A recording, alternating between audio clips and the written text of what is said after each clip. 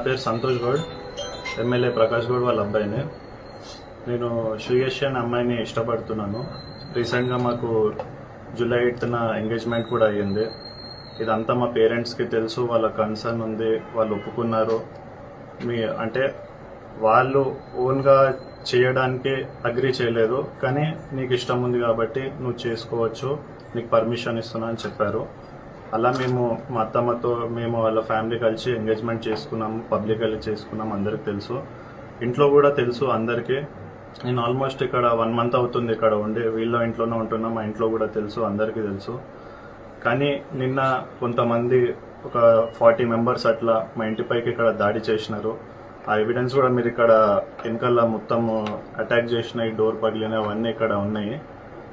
ఇదంతా ఓన్లీ ఈ మ్యాటర్ అమ్మాయి విషయం వల్ల ఇదంతా జరుగుతుంది.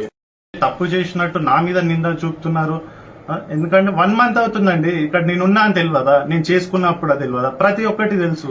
తెలిసి కూడా ఇన్ని రోజులు లేనిది ఇవాళ ఎవరో అప్పులు ఇవ్వాలి అని చెప్పి తెలియని వాళ్ళని పిలిచి మీరు అందరినీ పిటిషన్లు ఇచ్చి ఇంటి మీద ఆడవాళ్ళ మీద దాడి చేసి ఎంతవరకు కరెక్ట్?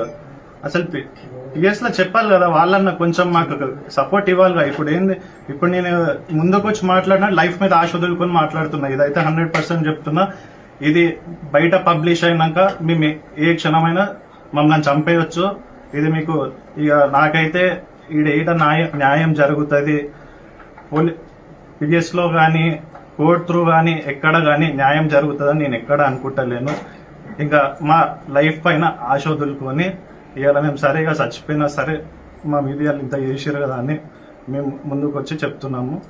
ఇది అయిపోయినాక నెక్స్ట్ మీరు పోయినాక కూడా మమ్మల్ని ఏమని చేయొచ్చు, పబ్లిష్ కాగానే రేపటి వరకు చేయొచ్చు. ఇప్పుడు మన పిఎస్ ఇప్పుడు కూడా పిలవరు, ఆ పిఎస్ దారిలో కూడా చేయొచ్చు, ఏమని చేయొచ్చు. ఇప్పుడైతే మాకు 100% థ్రెట్ ఉంది.